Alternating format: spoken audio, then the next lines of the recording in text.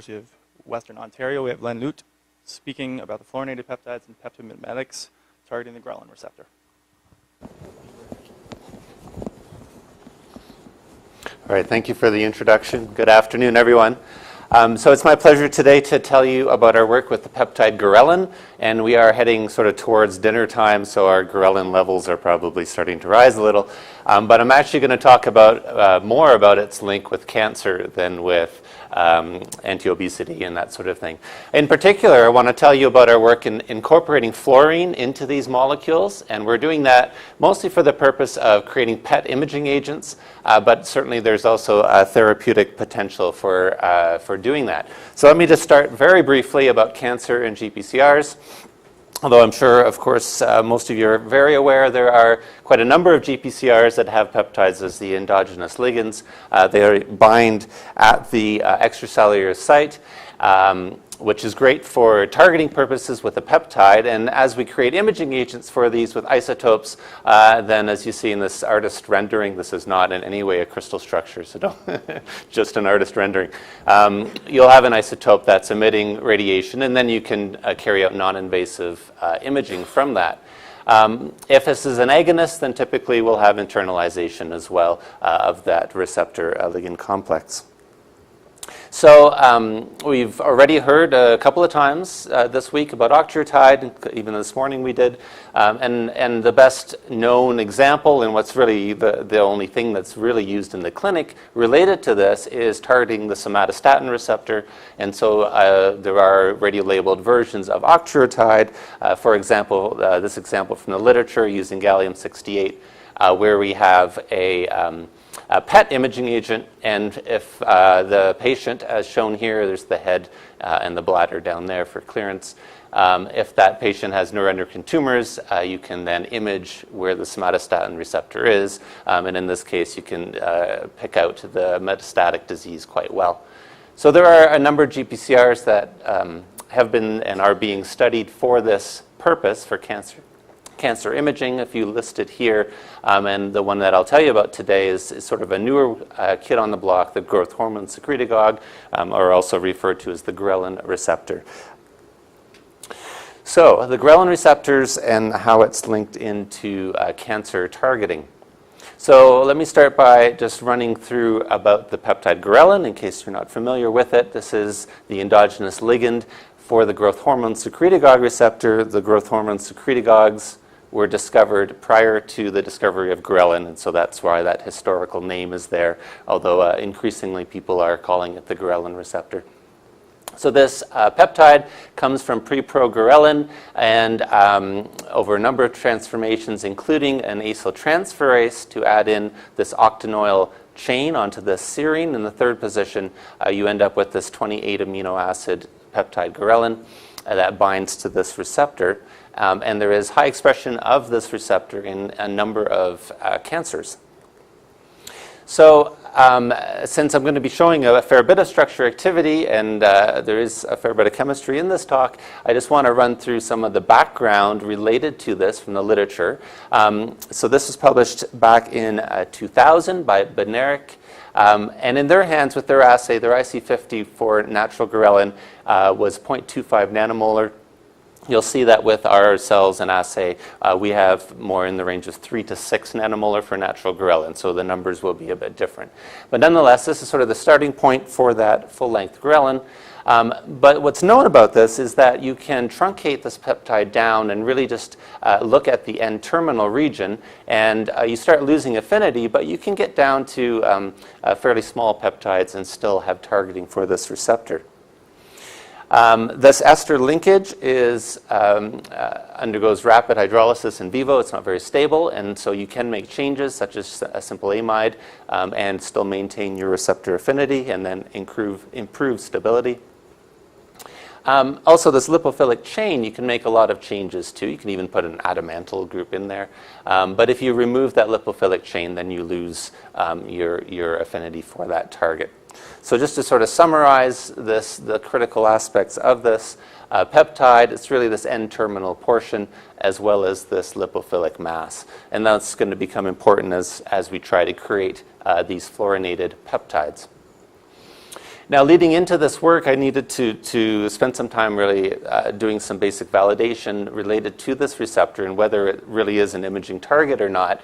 And for doing that, we created some dye-labeled Ghrelins. We're using 19 amino acids, and in the 19th position, we're simply putting a lysine and adding in fluorescein or alexafluor dye or Psi dyes. We have a variety of these. And because it's over at the C-terminal region, we actually maintain our affinity for the receptor. It's quite good, and it's a good tool for us to use. So we're using that for in vitro and ex vivo analysis. So here's a couple of examples looking at prostate cancer. So we're looking at the cell lines LNCAP and PC3. And it's this row here that's the readout from our Ghrelin probe, and we can see good uptake in LNCAP and some uptake in PC3. But over here is benign prostatic hyperplasia cells, and we really wanted to know whether we're going to be able to distinguish that BPH, that benign situation, from malignant, as that's really what the clinical need is in terms of imaging of prostate cancer, and indeed we are able to, it appears at the cellular level we're able to do that. And we also demonstrate receptor specificity by blocking while doing these incubations. We went a step further then and took fresh biopsy tissue from prostate cancer patients and looked at this Ghrelin probe and how it behaved with these biopsy cores.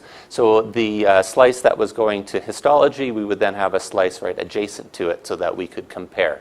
And so the readout from our Ghrelin dye is in the middle column here. So we see the histology and then the DAPI. So we can see no real uptake in normal prostate tissue and BPH, a little bit in the precancerous PIN, and then significant uptake in the prostate cancer.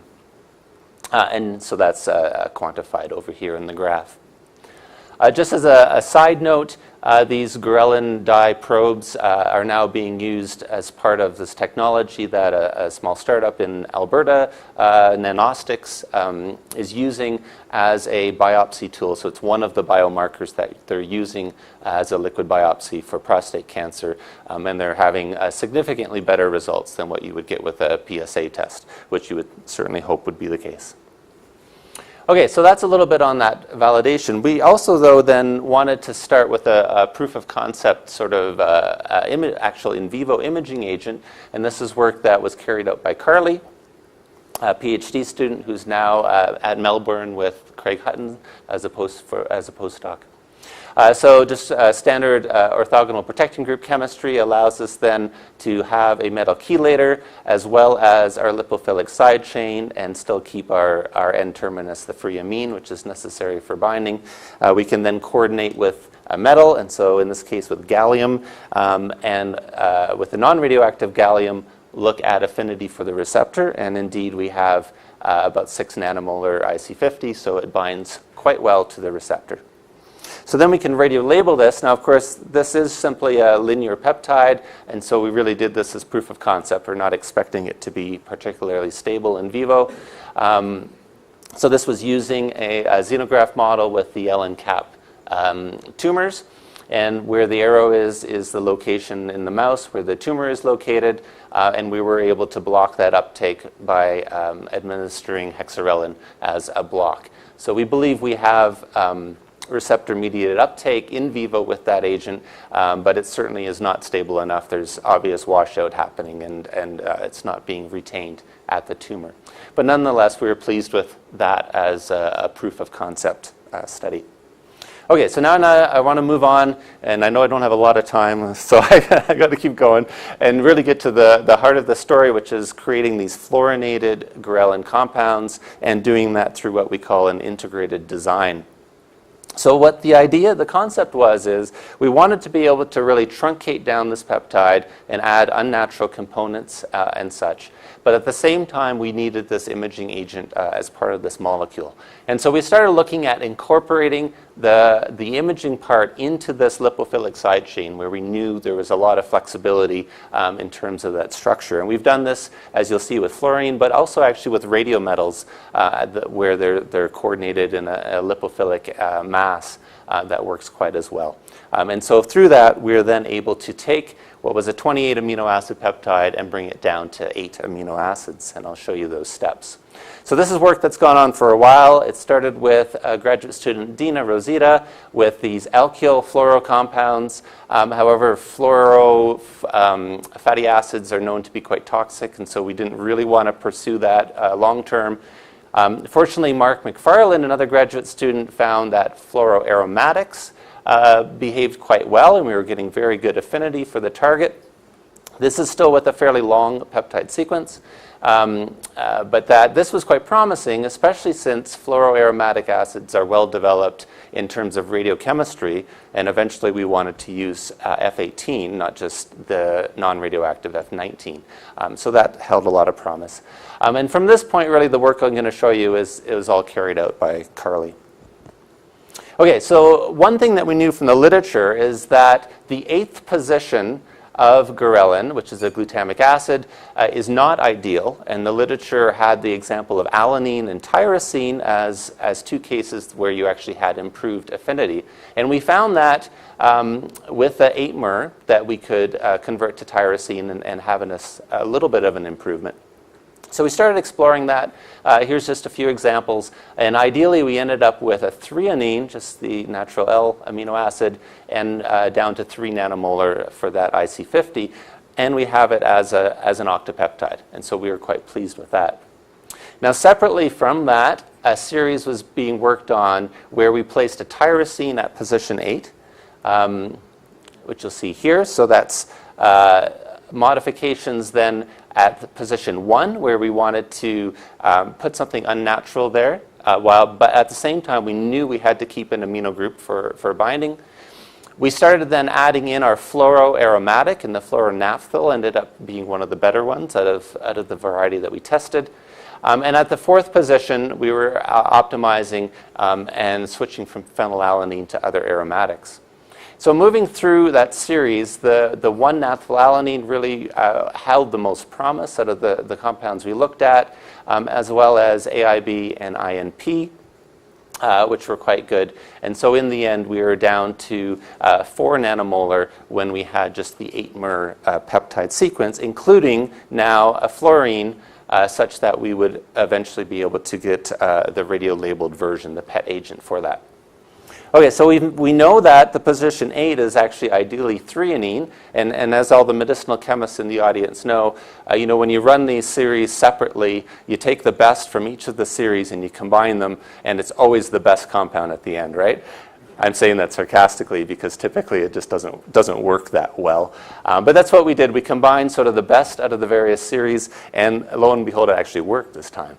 So that was really nice to see. So we ended up with an IC50 of 0.11 nanomolar, so we're sub-nanomolar. And we believe, although if someone has other information, you can correct me, but I think for a peptide structure for Ghrelin, this is the best IC50 to date compared to the native Ghrelin, which in our hands, as I mentioned earlier, is about 3 nanomolar. So that was just published very recently in JMedChem. We also have some work with a homology model looking at how these bind, and that was published recently as well in the European Journal of Medicinal Chemistry. So I very quickly want to go through our work on peptidomimetics. How many minutes do I have? Okay, we'll go really fast. So as I mentioned earlier, these growth hormone secretagogues were worked on and discovered ahead of the peptide Ghrelin. And so separately, we were looking at these as well. And we've looked at a bunch. There's GHRP6, ipamorelin, a variety out there. Eventually, we focused on this G7039, which is a very strong agonist for the Ghrelin receptor. And in particular, we knew that this amine, we believed we could make changes to that. And so we were looking to incorporate fluorine at that position. So I'm just going to go through fairly quickly here. Our initial attempts created a 69 nanomolar compound that was a full agonist, EC50, for a calcium release at about 1 nanomolar. And we've been carrying out some radiochemistry and using this in vivo. And we can do this quite well. F18 is a half-life of 2 hours, so we have to do our chemistry very rapidly. But as you can see, the QC trace at the bottom, we get very clean material. But this is a very greasy molecule. as you can imagine, with all these naphthylalanines and such. And so we're working to try to improve that. And I'm going to skip over that slide to really the punchline here, where we've made some changes now and put a tyrosine in. We're also using a fluoropropyl instead of the fluorobenzoyl for the labeling strategy. And then we've managed again to get a fluorinated compound that is sub-nanomolar, and we're quite pleased with that. Our calculated log P is still, for an imaging agent, a bit high, but at least it's better than what we had before. So we're very encouraged by that. So one slide just to sort of wrap this up after this, and I do want to mention as well that we do have the IP covered for most of these compounds. So if there is anyone in industry who has potential interest, either as imaging or as a therapeutic use, I'd certainly be interested in talking with you. And so we are continuing to look at PET imaging for cancer, also for cardiac myopathy. This Ghrelin receptor has a very high expression during differentiation of cardiomyocytes, and so we're looking at that as well.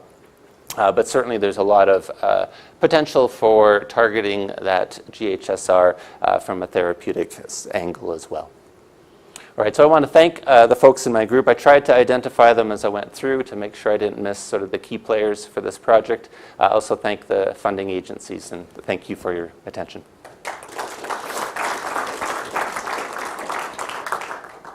Time for 2 questions, 2 or 3 questions. Anybody?